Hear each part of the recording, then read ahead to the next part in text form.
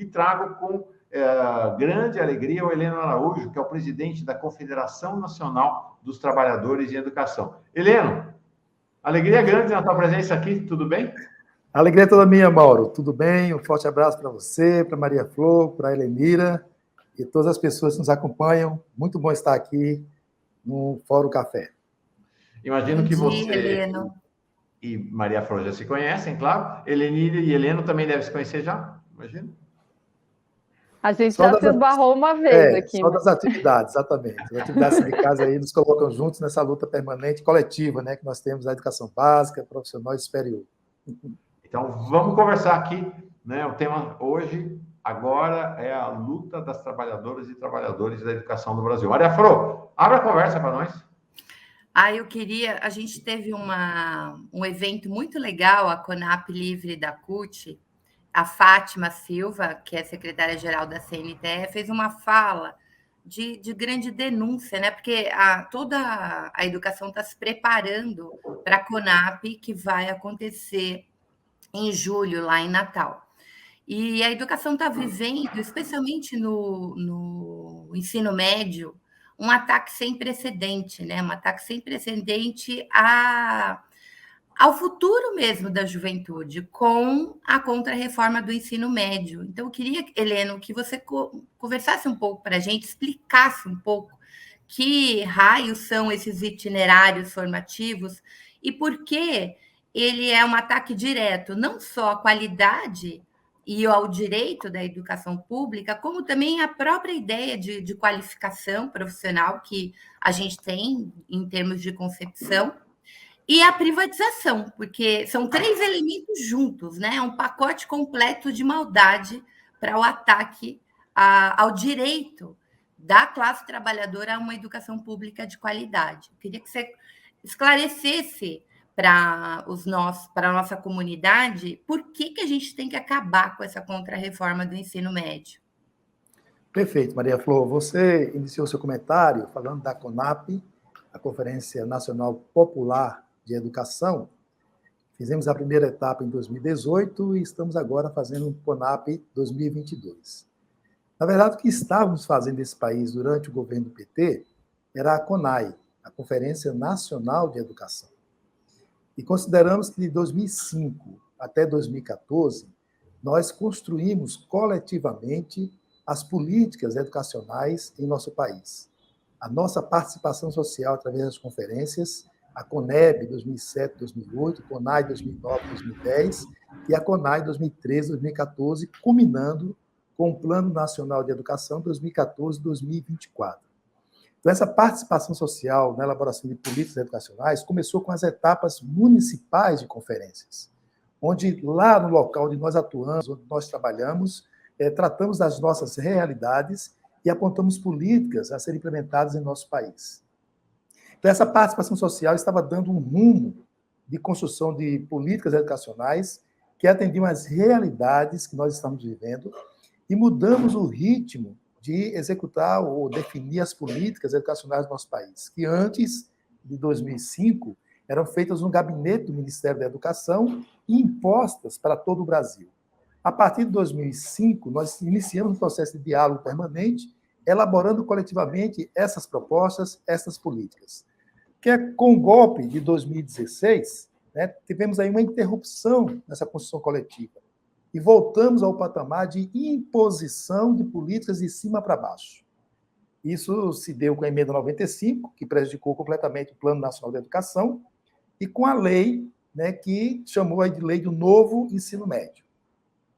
Estávamos debatendo na Câmara dos Deputados um projeto de lei sobre o ensino médio, com todas as entidades, o movimento estudantil, fazendo audiências públicas, para encontrar a melhor forma de vitalizar, de trazer forças ao ensino médio, que foi abandonado por um longo período, principalmente com o Fundef, que só cuidava do ensino fundamental. O golpe e a atuação do Ministério da Educação foi de impor uma medida por medida provisória. Então, ao fazer por medida provisória, você mata todo o debate, toda a construção, e a lei sobre o novo ensino médio foi aprovada, fugindo completamente das realidades que nós temos no país. Nós denunciamos, né, que a lei ia excluir a juventude do ensino médio. Porque mais de 3 mil municípios só tem uma escola do ensino médio, funcionando em 3 turnos. E a proposta colocada nessa lei coloca essa escola em turno único. Não cabe todos os estudantes. E muitos estudantes pelo interior afora, pelos nossos municípios, precisam ajudar a família a ter o alimento, a trabalhar. Então, o primeiro prejuízo dessa lei foi abandonar, foi excluir a juventude do ensino médio. Então, ela é terrível nesse sentido. O segundo elemento, ela descaracteriza a nossa profissão, quando diz que não precisa do professor licenciado, que a contratação pode ser feita por pessoas com notório saber para atuar dentro do ensino médio. E ela privatiza o currículo do ensino médio ao autorizar até 40% do currículo feito à distância, né? Talvez para atender o dono da Anhanguera, que foi colocado no Conselho Nacional da Educação pelo Mendonça Filho, o ministro golpista de 2017, 2016.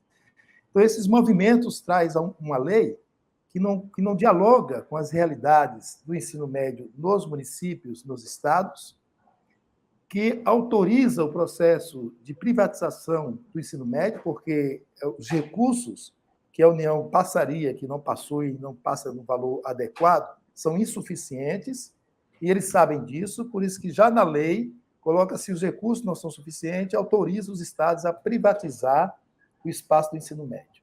Então, ela tem todo um contexto, né, que parte do básico, que é uma lei que aprovada sem diálogo nenhum com a comunidade escolar, até a entrega, né, do ensino médio ao setor privado. Então, por isso, nós condenamos essa lei, atuamos contra ela, tentamos impedir o início da sua implementação este ano com um projeto de lei que se tramita na Câmara dos Deputados, mas como a Lira já falou aqui do Arthur Lira, né, o que é ruim para ele, ele segura e não coloca em pauta para votação. Então, essa situação nós vamos continuar enfrentando nos estados e nos municípios, Maria Flor. O Heleno traz uma questão, Helenira, e aí já devolvo depois da sua fala, devolvo a bola para a Maria Flor. Mauro, deixa eu só fazer uma observação de dados. Roraima, para essa história do turno único, Roraima, hoje praticamente não tem ensino noturno. Então, o estudante trabalhador, ele não tem 1% hoje em Roraima tem de escolas de oferta de ensino noturno. Você imagina qual é o quadro, né? Um quadro de total exclusão para o aluno trabalhador.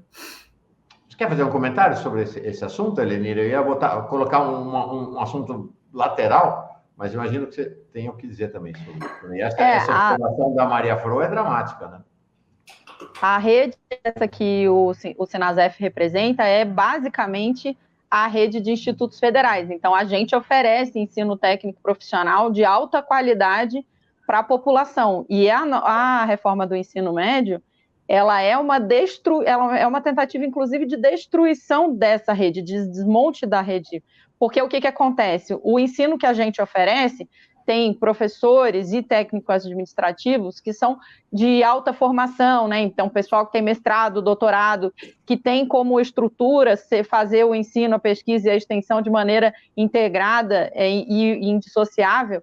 E o que eles estão querendo transformar é, na verdade, uma recuperação, como disse o Heleno, né? Uma recuperação do PPT, né? Da preparação para o trabalho lá da ditadura da 5692, que é uma formação, os itinerários formativos, eles têm uma formação muito pífia, só que agora com um verniz neoliberal, que você faz uma abordagem do negócio de projeto de vida, de empreendedorismo, que na verdade é uma enganação, você tira conhecimento científico da mão da maior parte da população, e aí na época eu já dizia, né, que o povo falava, muita gente falava da retirada das humanas, né, da sociologia, da filosofia, e eu já avisava, não são só as humanas, física, biologia, química, todas essas disciplinas são fragilizadas ou completamente retiradas do currículo, e os jovens ficam, então, com uma formação muito superficial, muito ruim e com uma conotação muito neoliberal, e a serviço dessas grandes empresas e fundações de bancos que estão atuando sobre o ensino. Aí eu queria, só para terminar, fazer um comentário que eu sempre digo em relação a essa reforma do ensino médio, que é, na época, o Ilan Goldfein, que era o presidente do Banco Central, quando ele comentava as políticas econômicas do governo Michel Temer, do governo golpista, ele falava que a reforma do ensino médio era uma política econômica do governo Michel Temer, e era uma reforma que promovia as mudanças propostas pelo FMI, pelo Banco Mundial. Então, o que a gente vê é realmente uma precarização da formação da juventude brasileira, uma dificultação dela ter acesso a uma formação profissional completa, profunda, crítica, né? E realmente que inserisse ele no mercado de trabalho com qualidade, para uma formação precária que ajuda o aumento da exploração da força de trabalho no Brasil e que torna essa força de trabalho menos crítica, com mais dificuldade de fazer, por exemplo, luta sindical, inclusive. Vou devolver para a Maria Fro, continuar o diálogo com o Heleno, mas chamar a atenção para algo que o Heleno falou, me parece fundamental, né? Ele fez referência ao processo de construção do Estado brasileiro e das suas políticas, que são as conferências nacionais. Olha isso aqui, gente. Durante os governos do PT, foram nada menos que 103 conferências nacionais. 103 conferências nacionais. Houve as conferências de educação.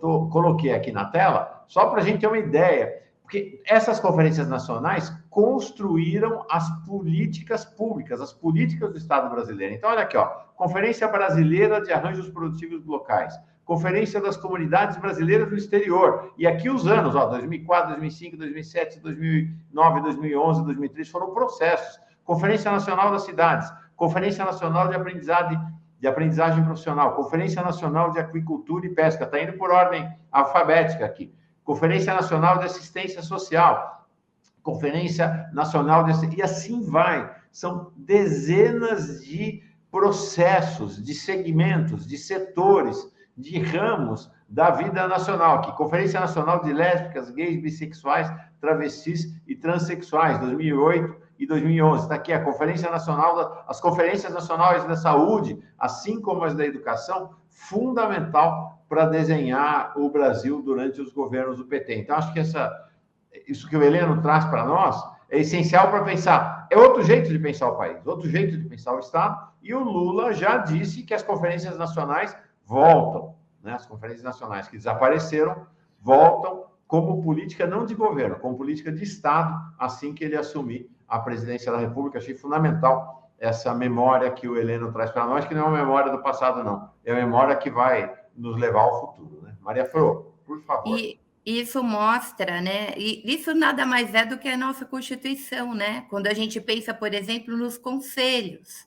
E aí sempre me vem uma cena, logo após o golpe, na verdade, um preparo para o golpe, né? Quando tem uma celebração no Congresso, quando eles votam uma medida contra a participação popular nos conselhos. A CNTE, por exemplo, saiu do Conselho Nacional de Educação quando ele foi completamente descaracterizado pelo golpe, né? A gente tinha uma prática onde a política pública fazia parte, né, do debate da classe trabalhadora. Na educação era assim, na saúde era assim. Os conselhos, eles são fundamentais para você ouvir, de fato, o que a população precisa, necessita. Os conselhos municipais de saúde, eles fazem com que o SUS seja esse lugar, né, da cidadania. Talvez o lugar, a escola e o SUS seja o maior exercício prático do que é viver num país democrático com direito, né, entendendo a saúde e a educação como um direito. E o golpe, a primeira coisa que ele faz é descaracterizar isso. Então, a gente precisa recuperar. Heleno, eu acho que a gente podia voltar um pouquinho para essa coisa da qualificação profissional, porque a gente está, e a Helenira traz várias coisas aqui importantes para as pessoas entenderem um pouco o que é qualificação profissional. É muito diferente do que prega as fundações Bradesco ou o próprio Sistema S. A gente pensa qualificação profissional como uma educação profissional da vida, ao largo da vida, né? O indivíduo, quando é bem qualificado, como bem disse a Helenira, ele tem aumento de salário, ele tem uma consciência de si, né, enquanto classe trabalhadora, ele tem uma incidência no mundo do trabalho. Ele não é formado, gente, para apertar botão, né, para enroscar parafuso. Ele vira um cidadão. Então, essa é a nossa luta na educação, né? Como é que você faz uma educação para a classe trabalhadora, efetiva, né? Onde o sujeito vira um cidadão pleno, um sujeito político, inclusive, não só para determinadas demandas do mercado de trabalho. Porque muitas vezes, como diz a Helenira, sequer você faz uma formação para atender o próprio mercado de trabalho. A gente está vivendo uma mudança tecnológica gigantesca, enorme, né? Você tem...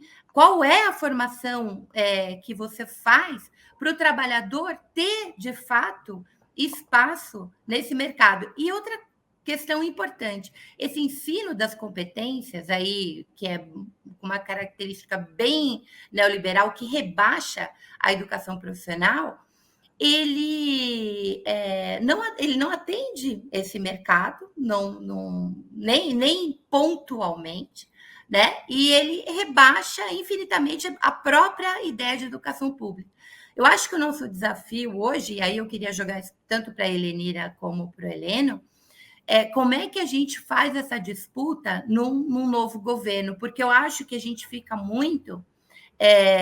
voltar, Heleno, para os conselhos e voltar a ter o controle do orçamento. Porque o Sistema S, ele usa o orçamento público para manter a organização patronal, com o dinheiro com recurso público. E quando a gente faz essa reivindicação para a educação pública, eles entendem isso como gasto. Então, qual é a nossa disputa em todo o processo? Né?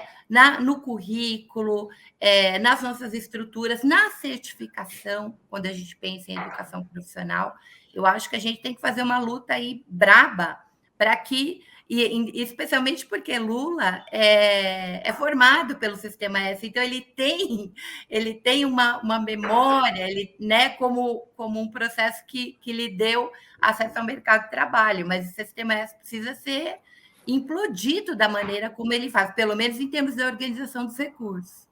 Heleno. Perfeito, Mauro. E Maria falou. O Mauro mostrou para nós, né, o conjunto de conferências. Né? Além da Conferência Nacional de Educação, nós tivemos Conferência Nacional de Educação Básica, Profissional, Indígena. Então, dentro das etapas e das modalidades, também nos preocupamos em debater e discutir por tudo isso que a Maria Flor trouxe para nós, problemas ainda que precisamos resolver.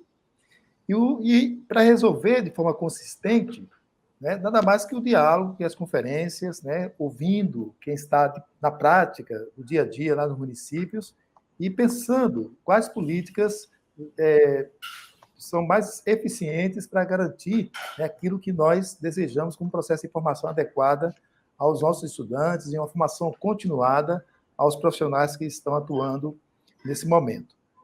Então, desse processo, além dos conselhos que a Maria Flor fez referência, que também nos nossos documentos mostram que é necessário ter a paridade de participação, os conselhos, pelo menos da educação, eles são indicados, né, pelo ministro ou pelo presidente da República.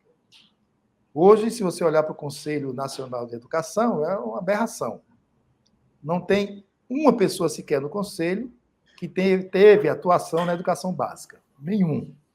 Você tem lá a Associação de Educação à Distância, a Associação que defende a homeschooling, está tudo lá dentro, né, privatizando todo o processo do nosso Conselho. E nós defendemos historicamente na nossa luta que o Conselho tem que ser paritário, metade tem que ser indicado pelo governo, metade pela sociedade civil.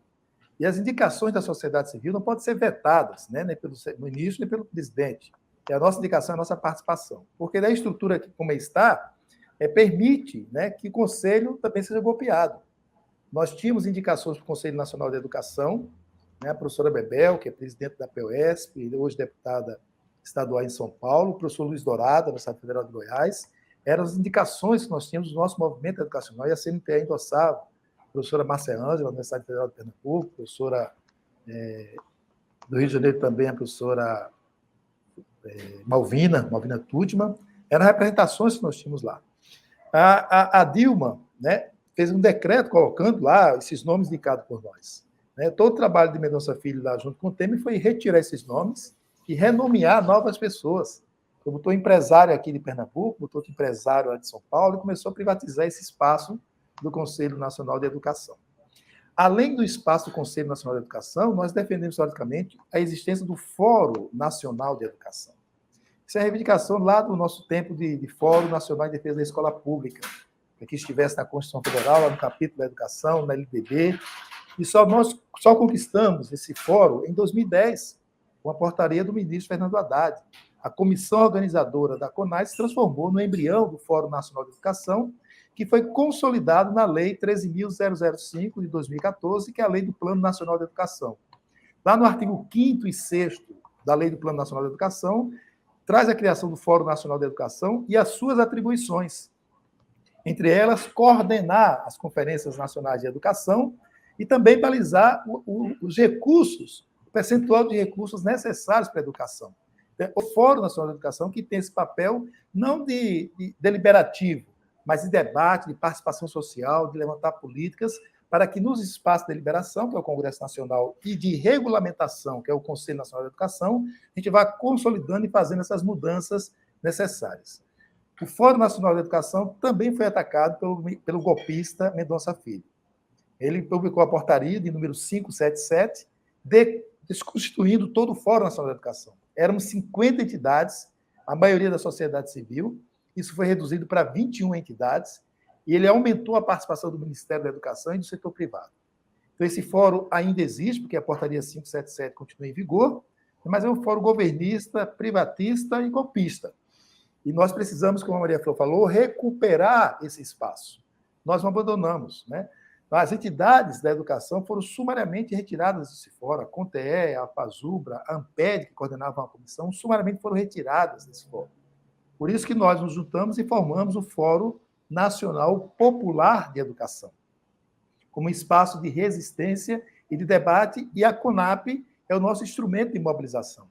E no documento referência da CONAP, que nós estamos discutindo agora, Maria Flor, e também fizemos em 2018, trabalhamos também o tema da educação profissional, da nossa formação continuada, né, capítulo dedicado a esse processo de debate, de discussão, e levamos esse debate para os municípios. No ano passado fizemos as etapas municipais, estamos concluindo agora em maio as etapas estaduais.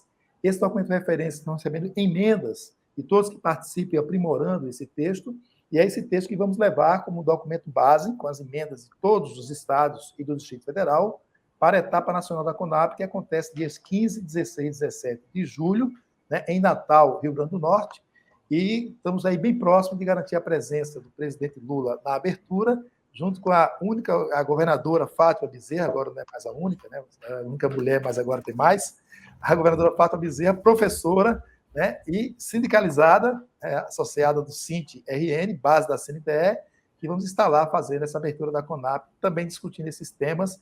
E a ideia é que esse documento final da CONAP nos balize a nossa atuação também na questão da educação profissional. Então, essa é a referência de construção coletiva, que o Mauro fez referência e mostrou para a gente, que nós tentamos manter com a CONAP, e estamos aí no esperançar de Paulo Freire, que vamos voltar em 2023 a fazer esse trabalho de forma oficial, né, para retomar aquilo que nós iniciamos basicamente em 2005, nesse debate, né, porque em 2003, 2004 ficamos patinando ainda na chegada de governo, mas em 2005 começamos a organizar melhor, culminando com o PNE 2014, que não foi colocado em prática.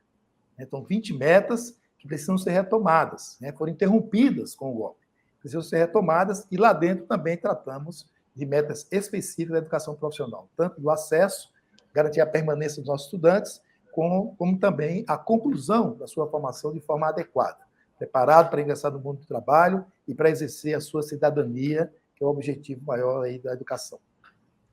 Essa fala do Alberto diz para nós o seguinte: como o grande poeta, profeta, cantor Belchior, e depois Emicida e Pablo Vittar atualizaram, ano passado eu morri, mas esse ano eu não morro. E 2023 morro menos ainda. Nenhum de nós morreremos. O que o Heleno traz para nós é o seguinte: tem um desenho para a gente estar vivos, vives em 2023. Quero agradecer demais a presença do Heleno, da Maria Fro, da Helenira. Vou devolver a palavra de vocês para as despedidas, pedindo para a Helenira contar para nós o que está fazendo em Brasília e para a Maria Fro contar para nós do Fórum Sindical. Então, vamos lá. E para o Heleno mandar uma mensagem de encerramento para a gente, claro. Helenira, por favor. Então, Mauro, só sobre isso que a Maria Fro perguntou rapidamente, né? Tem um debate que é coordenado pelo Carlos Abicali na Fundação Perseu Abramo para a construção do programa de governo do Lula para a área de educação. Esse debate é um debate quente. Por exemplo, no programa do Haddad, a formação profissional técnica e tecnológica, o ensino médio, a proposta era federalizar todo o ensino médio no país, o que seria uma coisa muito forte, é uma proposta muito ousada. Eu não sei se ela vai ficar para a proposta agora do governo, do programa de governo do presidente Lula. A gente tem uma discussão com o Sistema S, mas é interessante notar que o golpe atacou o Sistema S também, né? A nossa rede é uma rede que tem bastante resistência ao Sistema S por esses motivos que a Maria Fro contou, mas a mercadorização da educação acontecendo pela Anhanguera, pela Fundação Bradesco, pelo Instituto Ayrton Senna, é tão radicalmente neoliberal que o Sistema S acabou apanhando junto, digamos assim, da proposta do Mendoncinha e teve problemas, porque eu sempre digo que a lógica do Sistema S é colocar a formação dos trabalhadores na página de custos, né? Então, ele é um investimento que eles fazem para garantir que o trabalhador pode ser explorado e vai ser explorado de cabeça baixa.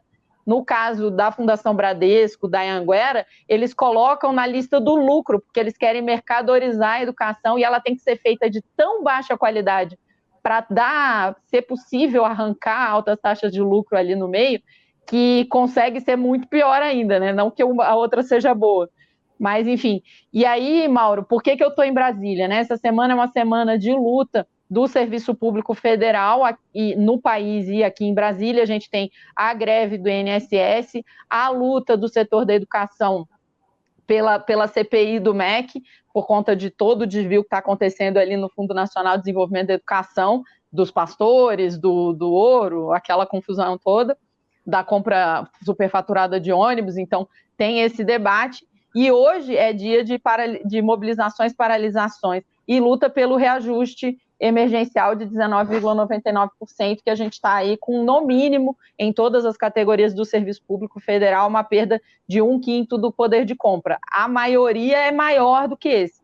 19,99% é a perda só no período do governo Bolsonaro, de 19, 20, 21, sem entrar 22, que já temos quase 5% de reajuste. E aí hoje, às 18 horas, em frente ao Museu Nacional, vai ter um ato político-cultural com as atrações a Kika Ribeiro e o rapper Dog, e falas políticas aí para a população compreender a necessidade de defender o serviço público em conjunto.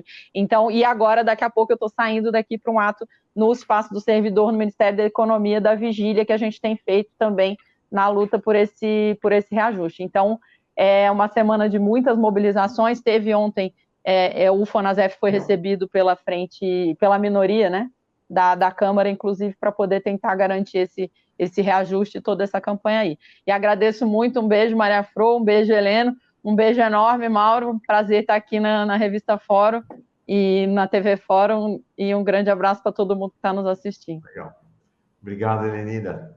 Vai estar sempre com a gente aqui, a Helenira.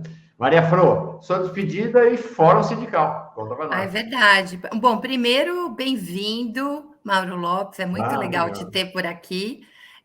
Sucesso no programa. O programa está muito legal, um formato dinâmico, estou gostando muito. E aí eu queria convidar a comunidade Fórum, a audiência aqui do Mauro Lopes, que a gente toda quinta-feira, às 18h30, faz o Fórum Sindical. E o debate não é só sobre o sindicalismo, mas também é sobre o sindicalismo. Mas são pautas que interessam a classe trabalhadora, né? A gente traz gente do mundo artístico, a gente fala de cinema, a gente fala de música, a gente fala de literatura, a gente fala de tudo, né? Mas que tem a ver, obviamente, com pautas que interessam o mundo do trabalho e que não chega, né, à TV. A gente viu o absurdo que foi a quantidade de horas que o Jornal Nacional usou para criminalizar o Lula, e agora que ele foi absolvido para ONU, não teve um minuto. Passou, é uma coisa louca. Então, a gente precisa fazer esse debate na imprensa. Hoje, o Fórum Sindical vai trazer o Guga Noblat. Ele é sempre questionado, né, sobre a sua participação no CQC, no Pânico, etc. Aí eu fico pensando que talvez seja mais evidente o que o CQC e o Pânico fazem, né? Mais evidente em criar essa mistura da política com o entretenimento e criar essas aberrações performáticas, tipo Bolsonaro. Mas olha a mídia tradicional. Ela faz isso de sapatênis, sabe, gente? Ela faz isso com camisa polo, porque é muito parecido o que se faz. Então, a gente vai discutir um pouco de comunicação e, como a gente está próximo do 1º de maio, o Ari Camargo, que é secretário de Finanças da CUT, secretário nacional, vem contar para a gente a importância da organização desse 1º de maio, né? O 1º de maio aqui de São Paulo vai ter o Lula, mas qual é a importância da gente garantir, gente, o Estado de Direito? Garantir que tem eleições. Nós precisamos mobilizar a classe trabalhadora para garantir que a gente mude, né, e mande esse fascista para o esgoto.